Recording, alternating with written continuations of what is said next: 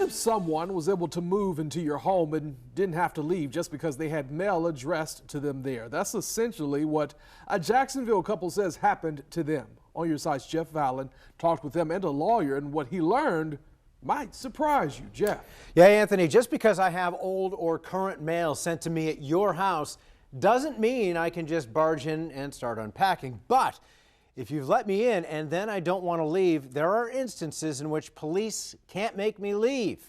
You're about to see one. And the cops said we can't get rid of them. Fred Pettit and Christina Evernham moved into their home in Ortega 3 months ago.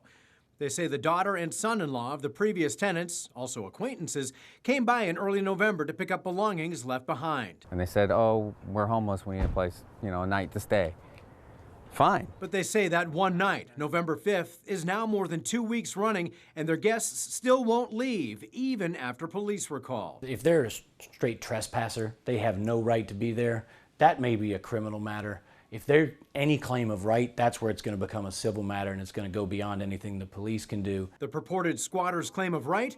Pettit and Evernham say the couple showed police mail sent to them at that address. They say the responding officer could only commiserate. I said, so anybody can just transfer their address and they can take over someone's home.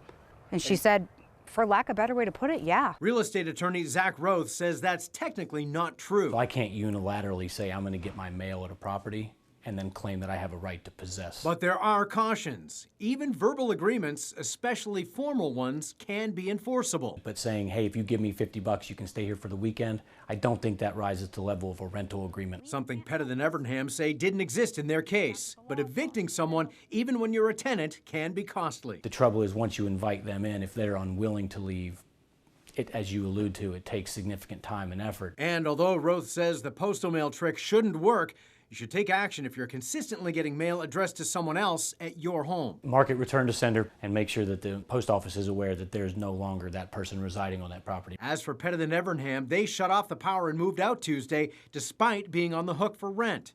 The other couple told me off camera they were planning to stay at least that night. We're leaving. We can do that. But what if we had been homeowners? Would we have that option? No. I also talked with the landlord, and he confirmed that the so-called squatters have never held a lease at that property. If you have an even slightly similar situation, you might wind up having to take it to court, but I've attached a link to paperwork that you're going to need, and you can find it with this story at firstcoastnews.com. Live in studio, Jeff Vallon, First Coast News, on your side. Heather.